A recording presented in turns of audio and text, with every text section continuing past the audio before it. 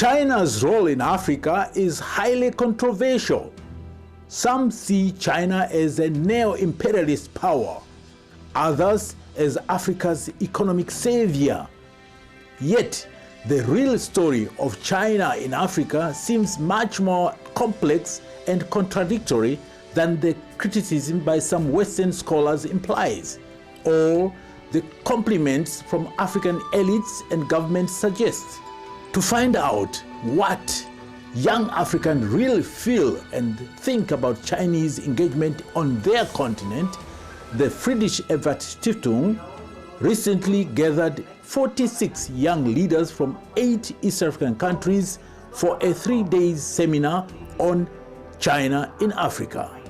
We need to have a bigger picture and see that we need also to market our countries and what. So we asked, what do young East Africans think and feel about the 1 million Chinese citizens on their continent, and where do they encounter them?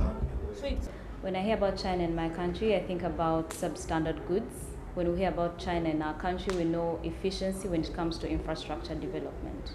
You encounter with Chinese every day in your life, in simple details of your life. If I turn my t-shirt, there is a mark made in China or made in PRC. When you walk, it's a Chinese built, you know. Even in your house, the window frames, the doors, most of these stuffs are imported from China. First comes as opportunists, counterfeits, fake products, and another thing, people are very corrupt and selfish in mind. China is playing a major role in our country. When you say China is my country, it looks like good development in my country. I hear them as business people who know nothing about my culture and about me, but they are ready to do business with me, regardless of the frontiers. Any business, I mean any business.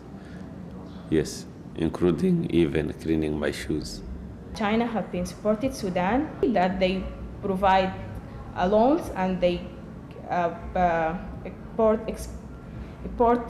weapons to Sudan. Even the projects that have been done and the infrastructures have been done in Sudan, she mainly do them for the government and not as much as for the sake of the people of Sudan. They are totally have a nice romantic relations with our government.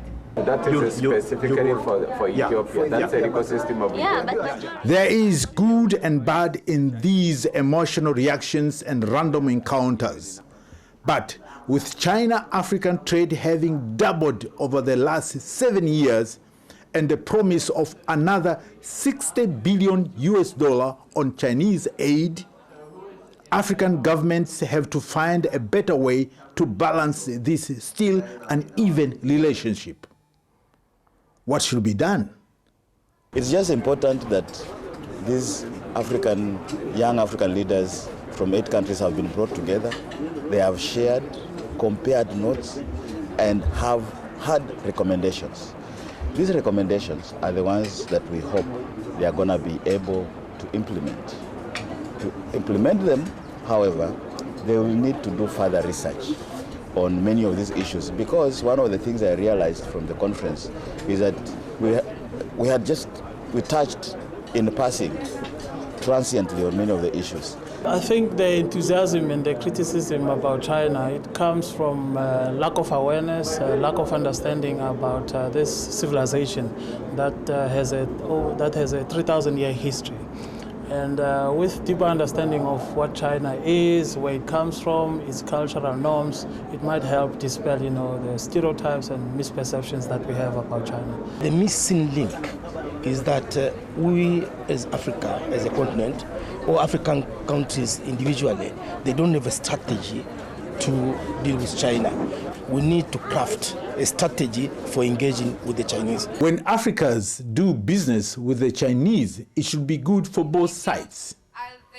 But what does this business relationship look like in practice?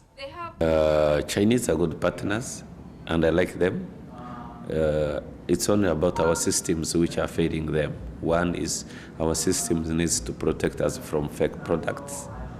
And as people who are investors, they shouldn't try to compete with our local products. So one preacher had gone to preach to Chinese about Jesus. Then he asked the Chinese if he knows Jesus. And then the Chinese said, no, I don't know Jesus, but if you give me one sample, I can make you 1,000 of them.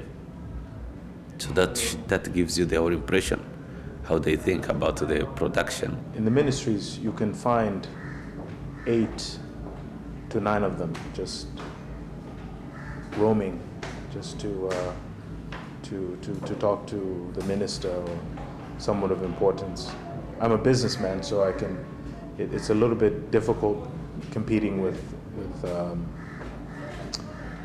8 Chinese guys from one company or from different companies going after the same thing. If these are the challenges in the economic relationship, what can China and what can Africa do about them? Chinese are good people, but the problem is just with the government. You know, the kinds of agreements they sign, they are not good agreements. We do want development, but not at the expense of our human rights, not at the expense of our dignity. China needs to start reflecting on how best can it, partner with Tanzanians.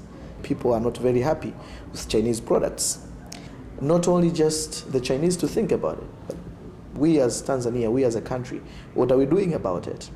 We have the resources. The Chinese need us more than we need them now, because what are they bringing? Are they transferring technology to us? Are they, bringing right skills to our people? Are they bringing the right expertise? New scramble for Africa is coming because, the West is highly interested with Africa because the fruit of China has shown them a lot. So the East is highly interested. So the big elephants are coming into African land again after the colonization. So if we are not strategic enough, then these 2 big elephants, from the East and the West, they're going to have some chemistry in our land. So at the end, whenever the elephants fight, then the grass is the one which is going to be affected. So what do? We check on our education system, we check on our policies, we check on our laws and regulations, and we make reforms to suit our demand. At the end, there was a consensus among the East African young leaders that African citizens have to take their own governments to account by asking for transparency and for the strict application of local laws and regulations when dealing with Chinese partners. You cannot blame China. You cannot blame the West. You blame yourself for coming up with wrong contracts. The good thing about this workshop is that it prepares the youth to be critical-minded about what is going on in their country. It is for them now to walk the talk.